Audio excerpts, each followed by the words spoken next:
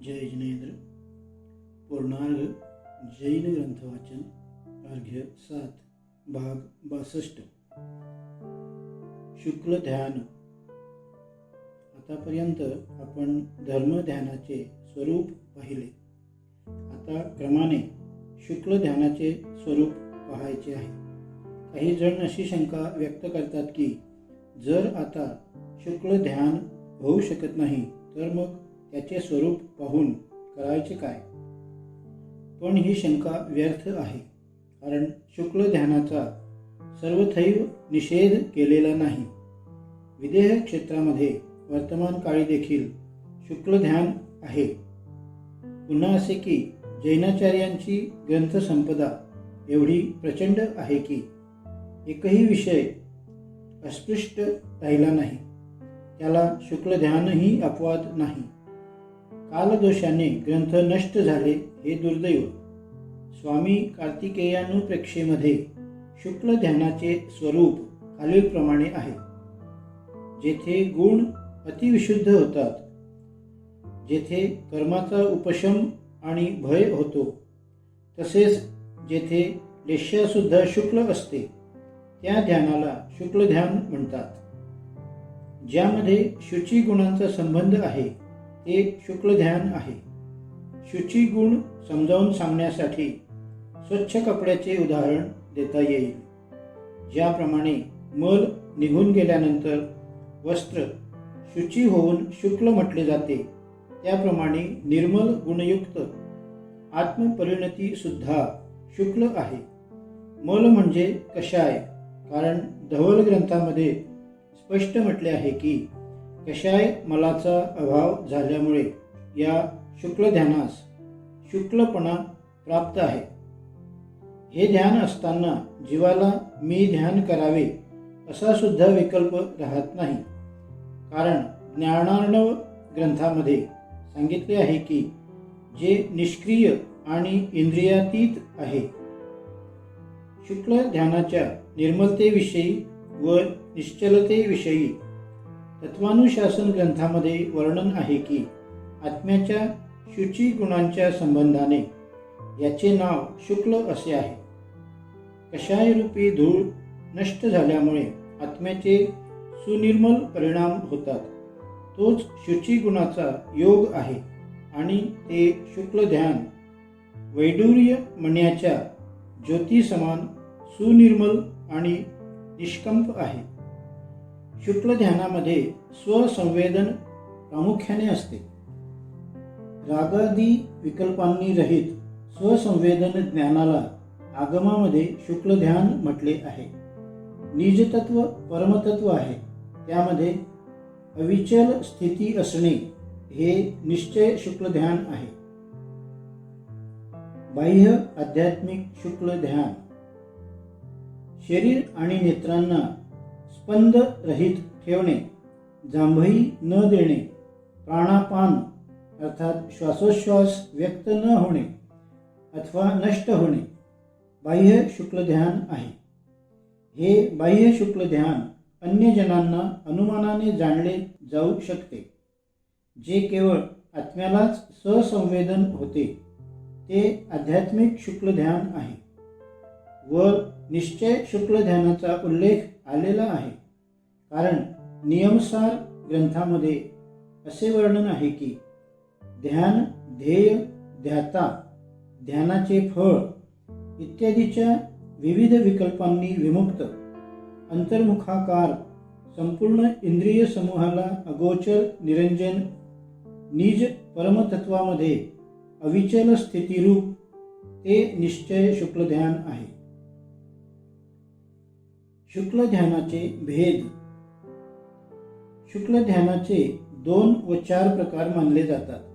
थोडासा नामभेद सोडला तर भावार्थ रूपाने प्रकार सारखेच आहेत। भगवती आराधना ग्रंथात खालील 4 प्रकार सांगितलेले आहेत। 1. सवितर्क सविचार शुक्ल ध्यान। 2. सवितर्क एकत्व विचार। 3.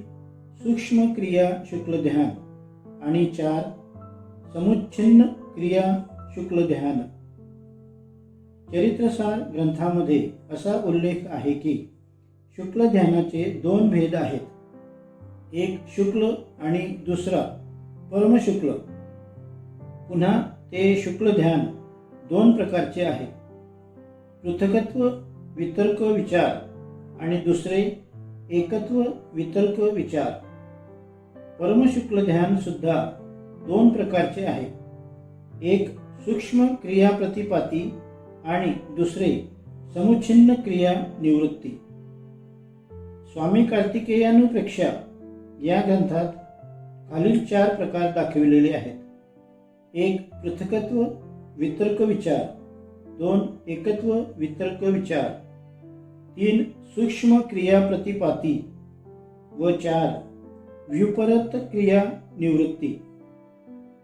पुढे प्रत्येकाचे थोडक्यात स्वरूप सांगितलेले आहे. यावरून लक्षात येईल की शुक्ल ध्यानाचे 4 प्रकार सारखेच आहेत, केवळ शब्दभेद आहे. 1 पृथकत्व वितर्क विचार शुक्ल ध्यान. उपशांत मोही जीव अनेक द्रव्यांचे तिन्ही योगांच्या आलंबनाने ध्यान करतात, त्यामुळे त्याला पृथकत्व म्हणतात. वितर्काचा अर्थ श्रुत आहे. पूर्वगत अर्थामध्ये कुशल साधूच हे ध्यान करू शकतात, म्हणून या ध्यानाला सवितर्क म्हणतात. अर्थ, व्यंजन आणि योगांचे संक्रमण विचार आहे. जे अशा संक्रमणाने सहित असेल त्यास सविचार म्हणतात.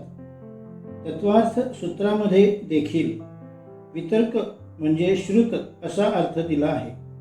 शिवाय अर्थ, व्यंजन आणि योगाची संक्रांती अर्थात संक्रमण विचार आहे असे म्हटले आहे. म्हणजेच सारांशपणे असे सांगता येईल की भेदरूपाने वितर्क, श्रुत, विचार, संक्रांती ज्या ध्यानामध्ये होतो ते पृथकत्व वितर्क विचार ध्यान. द्रव्य संग्रह टीका. श्री ब्रह्मदेव कृत द्रव्य संग्रह टीका मध्ये हाच भाव योग विस्ताराने सांगितला आहे. द्रव्यगुण आणि पर्याय यांच्या भिन्नत्वाला पृथकत्व म्हणतात. निज शुद्धात्म्याच्या अनुभवरूप भावश्रुताला आणि निज शुद्धात्म्याला म्हणणाऱ्या अंतर्जल्परूप वचनाला वितर्क म्हणतात. इच्छेविना सुद्धा एका अर्थातून दुसऱ्या अर्थात, एका वचनातून दुसऱ्यात मन, वचन आणि काय या तीनही योगामधून कोणत्याही योगापासून दुसऱ्या योगामध्ये जे परिणमन आहे त्यास विचार म्हणतात. भावार्थ असा की जरी ध्याता निज शुद्धात्म संवेदन सोडून बाह्य पदार्थांच्या चिंतेमध्ये पडत नाही, तरी जितक्या अंशी स्वरूपामध्ये स्थिरता होणार नाही तितक्या अंशांनी अनिश्चित वृत्तीमध्ये विकल्प उत्पन्न होतात. यामुळे या ध्यानास पृथकत्व वितर्क विचार म्हणतात. या ध्यानामध्ये अनेक द्रव्य विषय असतात आणि विषयांचा विचार करताना ध्याता मन, वचन, काय योगांचे परिवर्तन करतो. चरित्रसार ग्रंथामध्ये द्विसंयोगी व त्रिसंयोगी या अपेक्षेने असे वर्णन आले आहे की एक द्रव्य अथवा द्रव्य पर्यायास श्रुतरूपी रविकिरणाच्या प्रकाशबलाने ध्यान करतो.